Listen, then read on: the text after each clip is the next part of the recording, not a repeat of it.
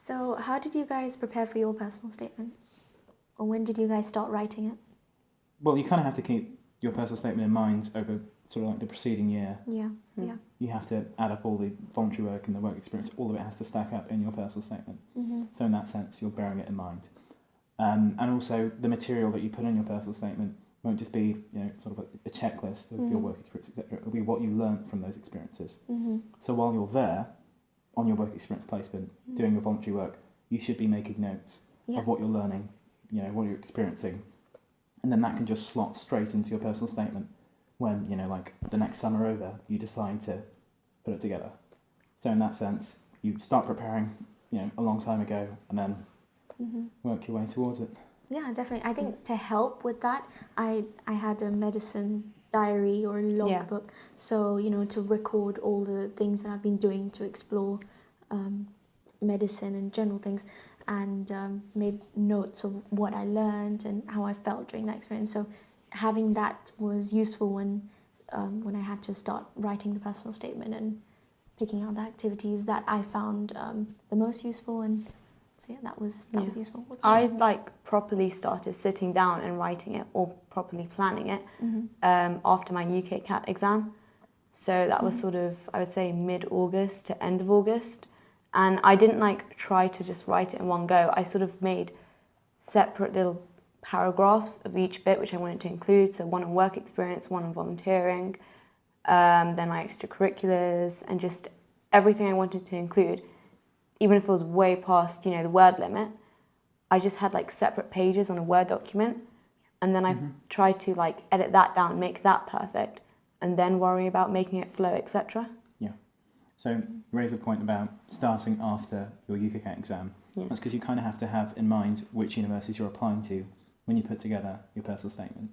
If you're applying to Cambridge, Oxford, etc., you'll have to have more science in your personal statement than if you're applying to a school which focuses more on clinical aptitude and things like that, or has a more PBL-based course as opposed to science or integrated-based courses.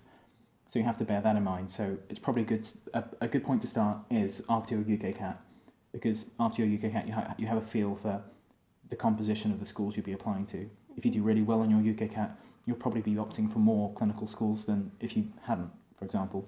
So that's the sort of thing you might want to bear in mind.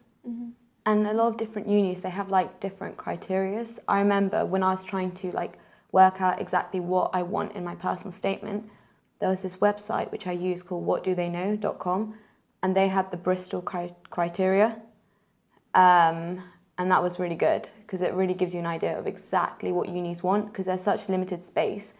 Don't waste it with anything that's not actually necessary.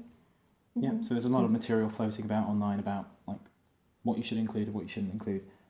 I think a good place to start is by asking people who you know who had successful applications, just to have a look at their personal statement, how they composed it, because, that sort of thing is invaluable. Yeah. The more personal statements you expose yourself to, successful ones at any rate, the more comfortable you'll feel putting yours together. If you didn't have anywhere to start, you might be confused about the structure, but if you have sort of a template, then that's probably a good place to start. And what you said about personalizing the personal statement and your what you put on it, depending on your choices, is also useful because if you then you'll be more likely to have what they're looking for. And as you approach your 4,000 character limit, you'll have to weigh in your head whether to include that that science project you did as opposed to that second work experience placement. So weighing the two, your medical school choices will probably be the determining factor of what you include and what you don't. That 4,000 character limit will really start to bite, around September when you're finalising your last draft. That's probably when you'll want to make those sorts of decisions. Yeah, and once you start, getting into the closer to your final draft, what I did was I obviously gave my personal statement to as many people I could to get some feedback. So my different teachers, not just the science teachers or the teacher that helps with the application process, but also my English teacher, family, and friends who don't do medicine, and people who do medicine. So yeah. So when you did that, just out of curiosity, if you had people with different opinions saying very different things about your personal statement, how did you choose whose opinion to factor in and who to sort of ignore? So I just tried to understand, their viewpoint and see whether or not I liked, if that reflected my personality and my experiences. And if I liked it, then I took their advice and, tailored my personal statement. It just depending on what I felt was right. Yeah, So, because the one scary thing about giving your personal statement to so many people is that, like, what they say contradicts, and then it's no longer yourself. But it's so important to make sure, like, you make the final decision on everything that's included in that personal statement, because it's your personal statement. Yeah, if you're happy with it, then it should be good.